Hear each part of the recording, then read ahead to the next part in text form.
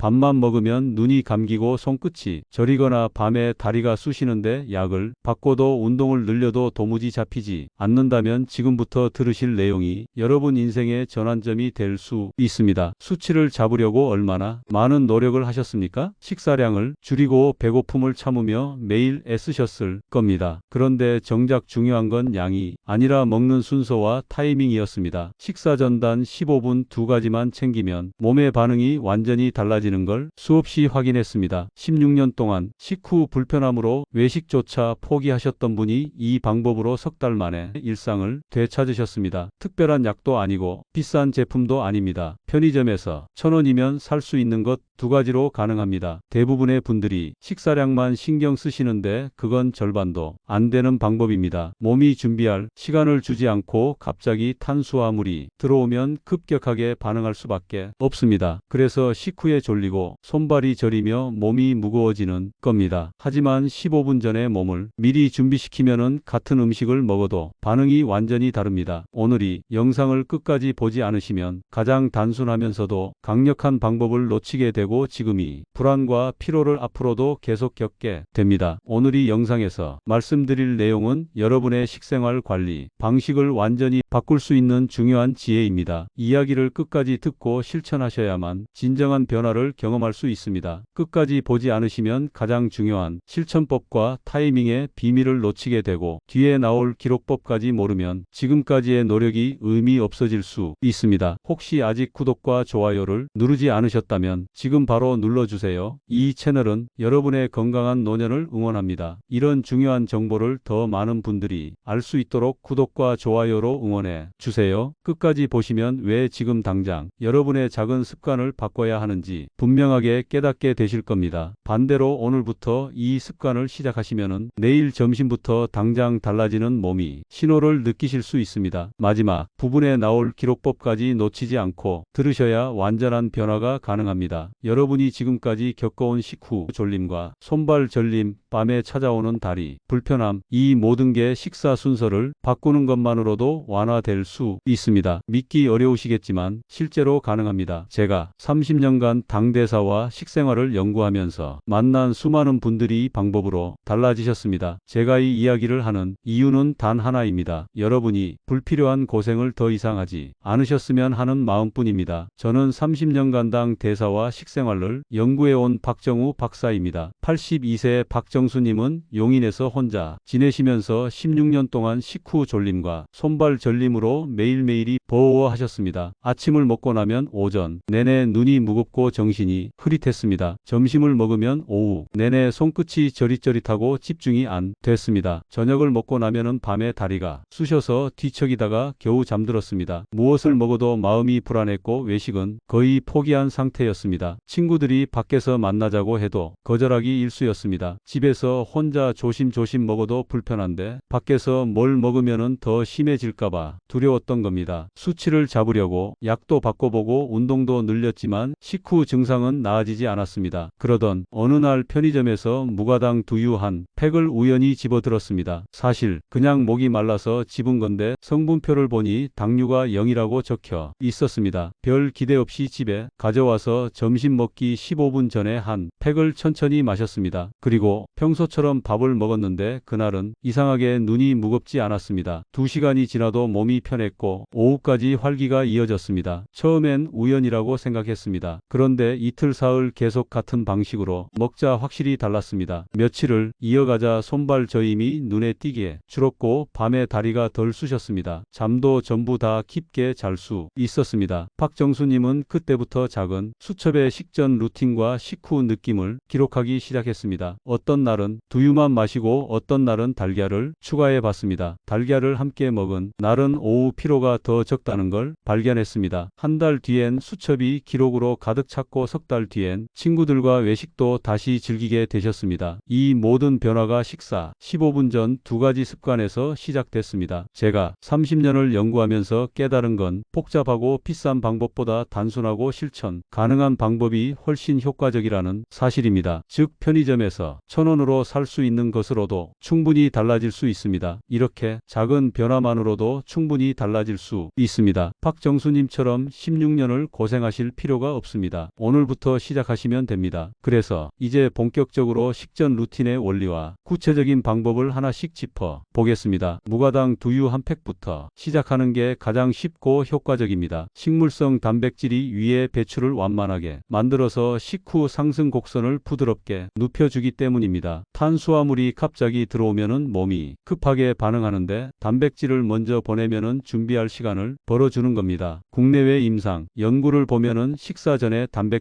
소량 섭취했을 때 식후 반응이 완화되는 경향이 일관되게 보고되고 있습니다. 한국영양학회에서 발표한 자료에서도 식전 단백질 섭취가 식후 급격한 상승을 억제한다는 결과가 나왔습니다. 해외 연구에서도 비슷한 결과들이 계속 쌓이고 있습니다. 82세 박정수 님도 식전 무가당 두유를 도입한 첫 주에 식후 졸림과 저림이 동시에 완화되는 걸 느끼셨습니다. 수첩에 별 5개를 그려 놓으셨더라고요. 그만큼 확실한 변화를 체감하신 겁니다. 중요한 건 당뇨 또는 이리아 제품을 선택해서 한 팩만 섭취하는 겁니다. 200ml면 충분합니다. 고소한 맛이라는 표기가 있으면은 당이 들어있을 가능성이 큽니다. 성분표를 꼭 확인하셔줘야 합니다. 원재료 표기 순서도 중요한데 앞쪽에 설탕이나 액상 과당이 있으면 피하시는 게 좋습니다. 무과당이라고 적혀 있어도 당뇨 수치를 직접 확인하는 습관을 들이세요. 지금 드시는 두유가 무과당인지 바로 확인해 보실래요? 삶은 달걀 1개를 함께 드시면 효과가 배가 됩니다. 완전 단백질과 지방이 함께 들어있어서 흡수 속도를 더욱 안정화시키는 역할을 합니다. 두유는 식물성 단백질이고 달걀은 동물성 단백질인데 이 둘을 함께 섭취하면 아미노산 구성이 더 완벽해집니다. 단백질과 적정 지방을 식전에 소량 섭취하면 탄수화물 흡수 속도가 느려진다는 보고가 여러 연구에서 나왔습니다. 지방이 소화 속도를 늦춰서 급격한 상승을 막아주는 원리입니다. 하지만 과도한 지방은 오히려 문제가 되니까 달걀 1개 정도의 적정량이 중요합니다. 박정수님은 두유와 완숙 달걀을 함께 섭취하면서 오후 피로가 확 줄었다고 수첩에 기록하셨습니다. 점심 먹고 나면 항상 소파에 누워 있었는데 이 루틴을 시작하고는 오후에도 설거지하고 청소하는 게 가능해졌다고 하셨습니다. 완숙 1개를 간없이 드시는 게 포인트입니다. 반숙보다는 완숙이 소화 속도 조절에 더 유리합니다. 마요네즈나 소금을 많이 넣으면 다른 문제가 생길 수 있으니 최소화하는 게 좋습니다. 소금은 혈압에 영향을 줄 수 있고 마요네즈는 불필요한 열량과 지방을 더하게 됩니다. 달걀 본연의 맛으로 드시는 게 가장 좋습니다. 식전 달걀 1개를 매일 이어갈 준비가 되셨나요? 타이밍이 정말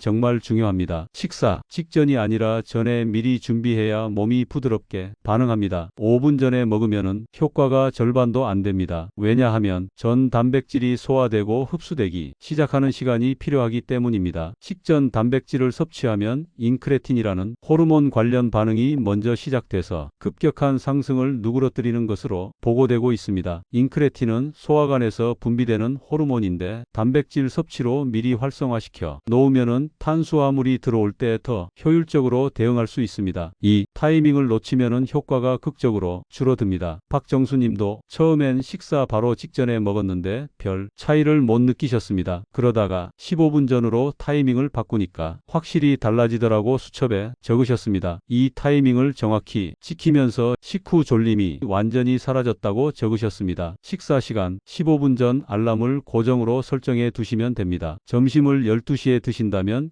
11시 45분 알람을 설정하는 겁니다. 본 식사와 동시에 먹으면 효과가 약해지니까 반드시 15분 간격을 두셔야 합니다. 처음엔 번거롭게 느껴지겠지만 일주일만 하면 몸이 자동으로 기억합니다. 여러분의 식사 시계에 15분 알람을 추가해 보실래요? 처음부터 3끼 모두 하려고 하면 부담스러우니까 점심 한 끼부터 단계적으로 시작하는 게 좋습니다. 작게 시작해야 오래 갑니다. 처음부터 완벽하게 하려다가 이틀 만에 포기하는 분들을 너무 많이 봤습니다. 첫 주는 점심만, 둘째 주에 한 끼 더 추가하는 식으로 천천히 확장하는 겁니다. 박정수님도 점심부터 시작해서 일주일 뒤 오후 컨디션이 눈에 띄게 개선되는 걸 느끼셨습니다. 그 자신감으로 둘째 주엔 저녁을 추가했고 셋째 주엔 아침까지 확장하셨습니다. 1주엔 점심만, 2주째 아침이나 저녁 중 하나 추가, 3주엔 3끼로 확장하는 방식입니다. 처음부터 3끼 모두 하려고 하면 준비물도 많아지고 많아지고 신경 쓸 것도 많아져서 오히려 부담이 됩니다. 그러다 포기하게 되는 겁니다. 한 끼씩 늘려가면서 몸이 변화를 확인하는 게 훨씬 동기부여가 됩니다. 이번 주 점심부터 한 끼만 먼저 실행해 볼까요? 식전 루틴만으로는 부족합니다. 식사량과 속도가 함께 바뀌어야 진짜 변화가 옵니다. 아무리 식전에 두유와 달걀을 먹어도 식사를 급하게 과식하면 소용없습니다. 천천히 씹고 한 끼, 총량을 조절하면 식후 반응이 완화된다는 생활 연구가 정말 많습니다. 한국식품영양학회에서 나온 연구를 보면 같은 음식을 먹어도 천천히 먹은 그룹이 급하게 먹은 그룹보다 식후 상승폭이 30% 이상 낮았습니다. 씹는 횟수가 많아지면 침, 분비가 늘어나고 소화 효소가 미리 음식을 분해하기 시작합니다. 그러면 위와 장에서의 흡수 속도가 자연스럽게 늦춰지는 겁니다. 박정수님은 한 숟가락을 15번 이상 씹기와 소량 조절을 병행하셨습니다. 처음엔 15번이 어색했는데 익숙해지니까 음식 맛도 잘 느껴지고 포만감도 빨리 왔다고 하셨습니다. 그릇을 작게 바꾸고 젓가락을 자주 내려놓고 물 한 모금으로 호흡을 맞추는 방식입니다. 식전 루틴을 믿고 과식하면은 효과가 완전히 사라지니까 주의하셔야 합니다. 두유와 달걀이 만능은 아닙니다. 기본적인 식사량과 속도 조절이 함께 이루어져야 합니다. 오늘 한 끼만이라도 천천히 씹는 연습을 해 보실래요? 마지막으로 기록의 힘을 절대 무시하면 안 됩니다. 수치를 직접 재지 않더라도 졸림과 전림 같은 체감 기록만으로도 변화가 선명하게 보입니다. 박정수님도 식전 섭취 여부와 식후 느낌을 메모하면서 자신만의 패턴을 찾으셨습니다. 어떤 날은 두유만 먹었는데 졸음이 왔고 어떤 날은 달걀을 추가했더니 오후까지 개운했다는 식으로 적으셨습니다. 그러다 보니 자기 몸에 맞는 최적의 조합을 찾게 됐습니다. 식사 전후 기분과 졸림 정도를 별점으로 간단히 표시하는 것만으로도 충분합니다. 하루라도 빼먹었다고 좌절하지 마시고 다음 끼니에 다시 시작하면 됩니다. 완벽을 추구하다가 포기하는 것보다 70%라도 꾸준히 이어가는 게 훨씬 중요합니다. 한 달 뒤에 수첩을 펼쳐 보면은 여러분 몸의 변화가 한눈에 보일 겁니다. 여러분의 몸이 보내는 신호를 오늘부터 적어 보실래요? 이제 생활 전반에 어떻게 녹여 넣을지 확장본으로 이어가겠습니다. 아침 루틴을 먼저 정돈하는 게 하루 전체를 바꿉니다. 아침은 하루 중 몸이 가장 예민하게 반응하는 시간대입니다. 밤새 공복 상태였다가 갑자기 음식이 들어오면 급격하게 치솟을 수 있습니다. 그래서 아침 루틴이 제대로 잡히면 하루 전체 컨디션이 안정됩니다. 기상 후 미지근한 물 한 잔으로 몸을 깨우는 것부터 시작하세요. 차가운 물은 위에 부담을 주니까 미지근하게 든 물이 좋습니다. 그 다음 가벼운 스트레칭으로 순환을 돕는 겁니다. 팔 돌리기, 허리 비틀기 정도만 해도 몸이 깨어납니다. 그리고 식사 15분 전에 두유와 달걀을 준비하면 됩니다. 여기서 주의할 점은 공복 카페인입니다. 커피를 먼저 마시면 위산 분비를 자극하고 속도를 급하게 만들 수 있어서 식후로 미루는 게 좋습니다. 커피는 식사 후 30분 뒤에 드시는 걸 권장합니다. 알람을 기상시간과 아침 식사 15분 전 이렇게 두 개로 설정해 두시면 자연스럽게 습관이 됩니다. 기상 알람이 7시라면 아침 식사 알람은 7시 45분으로 설정하고 8시에 식사를 시작하는 시기입니다. 이렇게 루틴이 정해지면 몸이 시계처럼 반응하게 됩니다. 아침을 거르지 않는 날이 일주일에 몇 번인가요? 아침을 거르면은 점심때 과식하기 쉽고 하루 전체 리듬이 깨집니다. 점심은 외출이 많아서 어렵다고 생각하시는 분들이 많은데 외식이 많아도 식전 루틴은 충분히 유지할 수 있습니다. 실온 보관 가능한 무가당 두유 제품을 선택하고 가능하면 시원하게 보관하시면 됩니다. 요즘 나온 제품들은 상온 유통이 가능한 것들이 많습니다. 가방에 두유 한 팩을 상비하고 달걀은 집에서 미리 삶아서 아침에 챙겨 나오면 됩니다. 보온병이나 밀폐 용기에 담아 가시면 점심때까지 안전하게 보관됩니다. 점심 먹기 15분 전에 조용한 자리를 찾아 천천히 드시고 본 식사를 시작하는 겁니다. 회사 휴게실이나 카페 한쪽 자리에서 10분만 시간을 내면 충분합니다. 동료들 눈치 보이신다고요? 건강 챙기는 건데 당당하게 하셔도 됩니다. 오히려 궁금해야 하는 분들이 생기면은 방법을 알려드리세요. 점심 전 15분을 확보할 자리를 미리 정해볼까요? 습관적으로 가는 자리가 생기면은 실천이 훨씬 쉬워집니다. 저녁과 야식 관리는 더 신경 써야 합니다. 활동량이 줄어드는 시간대 같은 음식을 먹어도 반응이 더 크기 때문입니다. 낮에는 움직이면서 소비하지만 저녁엔 대부분 앉아 있거나 누워 계시니까 처리 능력이 떨어집니다. 됩니다. 과일과 간식은 식후 멀리 두고 늦은 시간 섭취는 최대한 줄이는 게 좋습니다. 과일은 건강에 좋다고 생각하시지만 과당이 많이 들어있어서 저녁 늦게 드시면 부담이 됩니다. 특히 수박, 포도, 감도 높은 과일은 주의가 필요합니다. 식전 루틴을 챙긴 후 천천히 식사하고 10분 정도 가볍게 산책하면 소화도 돕고 반응도 안정됩니다. 아파트 단지 한 바퀴, 집 주변 골목 한 바퀴만 걸어도 됩니다. 산책이 어려우면 설거지하거나 집안일 하는 것도 괜찮습니다. 가만히 앉아있는 것보다는 가볍게라도 움직이는 게 중요합니다. 저녁 식사 시간을 일정하게 유지할 수 있나요? 6시든 7시든 매일 비슷한 시간에 드시면 몸이 적응합니다. 마트에서 제품을 고를 때 성분표만 읽을 줄 알면은 선택이 훨씬 쉬워집니다. 당뇨 수치와 원재료 표기 순서를 꼭 확인하셔야 합니다. 원재료 표기는 함량이 많은 순서대로 나오니까 앞쪽에 설탕, 액상, 과당, 물력 같은 게 있으면 피하시는 게 좋습니다. 무과당이라고 적혀 있어도 영양성 분표에서 당뇨 수치를 직접 확인해야 합니다. 0 또는 1이 하면 안전합니다. 제품을 고정 선택으로 정해 두시면 매번 고민할 필요가 없습니다. 같은 브랜드, 같은 제품으로 정해두고 그것만 사는 겁니다. 두유뿐만 아니라 요구르트, 우유 등 다른 제품 고르실 때도 마찬가지입니다. 당뇨 수치를 먼저 보는 습관을 들이세요. 평소 즐겨 사는 제품이 당뇨 수치를 알고 계신가요? 모르신다면은 오늘 마트에 가셔서 확인해 보세요. 생각보다 당이 많이 들어 있어서 놀라실 수도 있습니다. 주차별로 확장 계획을 세우는 것도 중요합니다. 몸이 적응하면 끼니를 늘려도 부담이 적습니다. 일주엔 점심만 실천하고 몸의 반응을 지켜봅니다. 졸림이 줄었는지 저림이 나아졌는지 체크합니다. 2주에는 아침을 추가합니다. 점심과 아침 두 끼를 챙기면서 오전과 오후 컨디션이 어떻게 달라지는지 확인합니다. 3주 전역까지 확장해서 주 5일 이상 실천하는 겁니다. 주일 7일을 목표로 하면은 부담스러우니까 주 5일만 해도 충분합니다. 컨디션이 떨어지는 날은 한 끼로 줄여도 됩니다. 몸이 피곤하거나 약속이 많은 날은 무리하지 마세요. 완벽하게 하려다가 포기하는 것보다 유연하게 이어가는 게 훨씬 낫습니다. 이번 주 계획표에 체크칸을 만들어 보실래요? 달력에 동그라미만 쳐도 성취감이 생깁니다. 수면과 스트레스 관리는 반응에 직접적인 영향을 줍니다. 잠을 못 자면은 호르몬 균형이 깨져서 식사 조절을 해도 반응이 불안정해집니다. 늦은 밤 화면 노출을 줄이고 잠들기 전 간식을 피하는 것만으로도 다음날 아침 컨디션이 달라집니다. 스마트폰,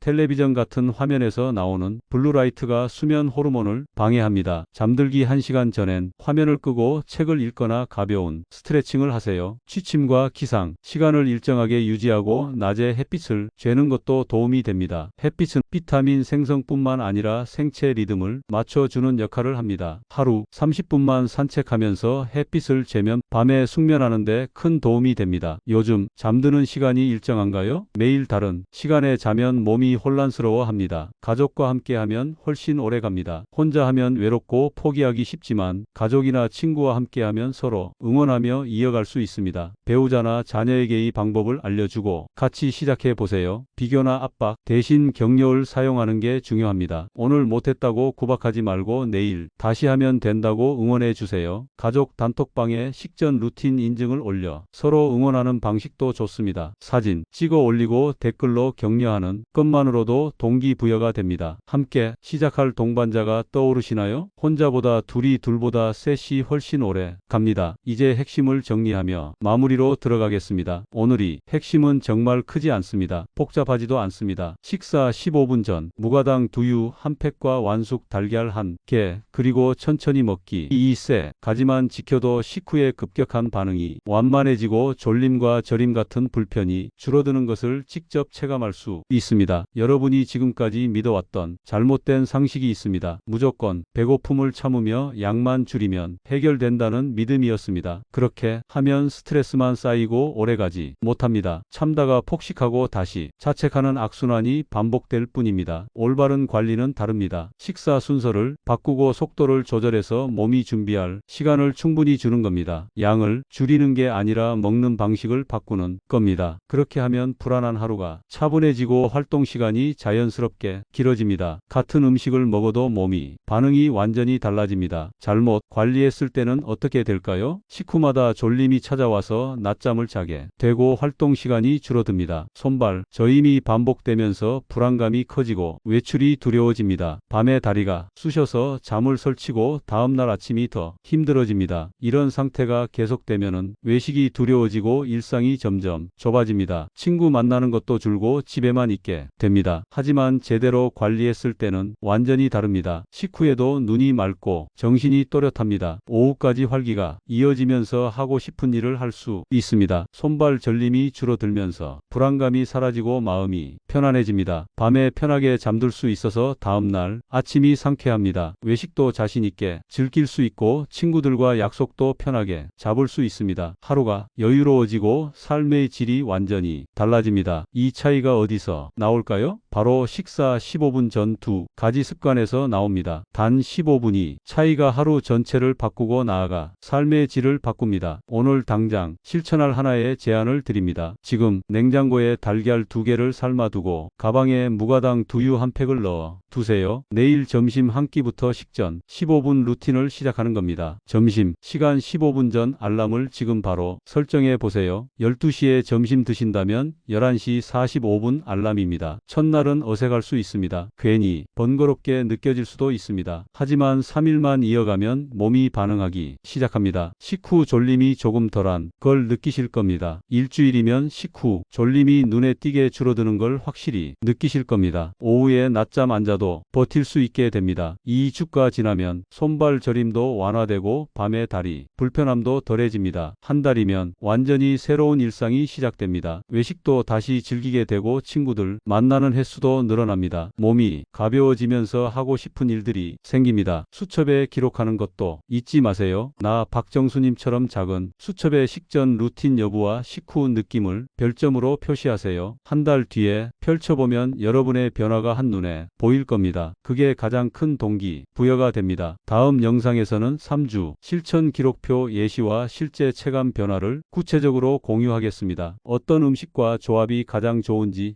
외식할 때는 어떻게 대응하는지도 상세히 다룰 예정입니다. 마트에서 꼭 피해야 할 제품과 추천 제품 리스트도 정리해서 알려드리겠습니다. 저는 여러분께 무언가를 팔려는 게 아닙니다. 그저 제가 30년간 현장에서 쌓아온 지식을 나누고 싶을 뿐입니다. 여러분의 건강한 노년이 제 유일한 목표입니다. 여러분 생각은 어떠신가요? 오늘부터 식전 15분 루틴을 시작해 보실 건가요? 이미 실천하고 계신 분들은 어떤 변화를 느끼셨는지 댓글로 경험과 질문을 남겨주세요. 구독과 좋아요 도 눌러주세요. 여러분의 이야기가 다른 분들께 큰 힘이 됩니다. 궁금한 점이 있으시면 뭐든지 물어보세요. 최대한 답변 드리겠습니다. 감사합니다.